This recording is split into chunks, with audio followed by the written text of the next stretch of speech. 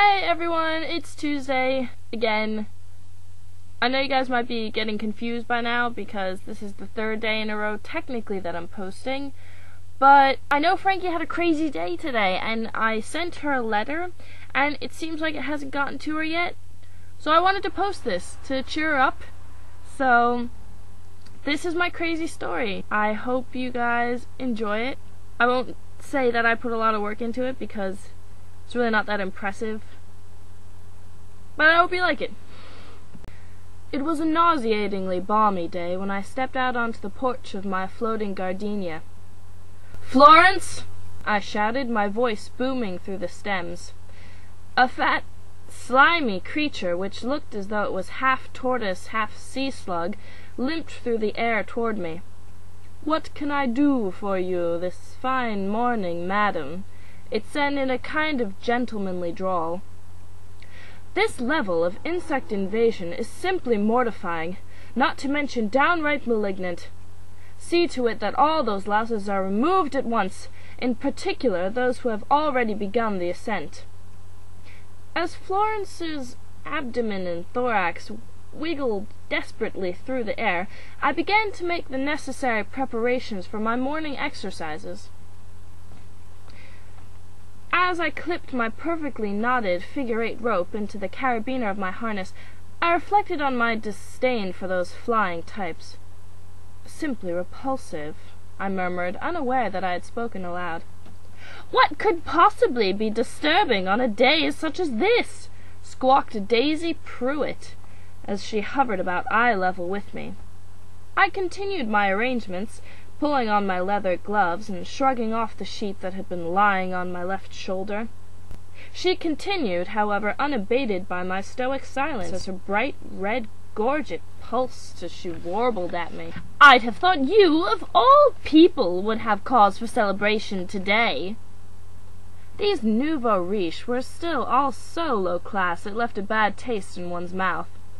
I swallowed to hide my disgust-ridden sneer, and politely managed to, "Oh yes, it is pleasant. News does travel fast, I see, but I haven't heard word yet about the particulars you are referring to." The dismissal was so plain, even Miss Pruitt caught on, and she spouted some pleasantries and took her leave with a quiet, "Good day to you, ma'am." A sigh of relief escaped my chest, and I quickly pulled out a jar and captured it inside before it escaped. I'd put it with the rest of them in the kitchen cabinet later.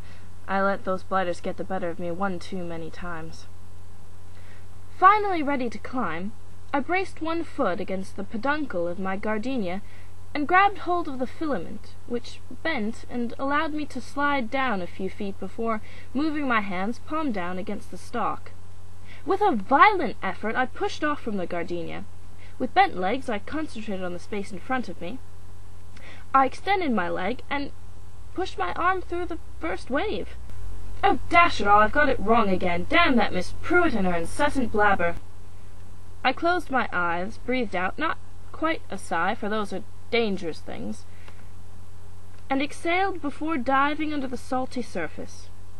When I opened my eyes, I was falling down towards a leafy frond, and throwing out my rope, I managed to snag a bowing dandelion and land neatly upon it.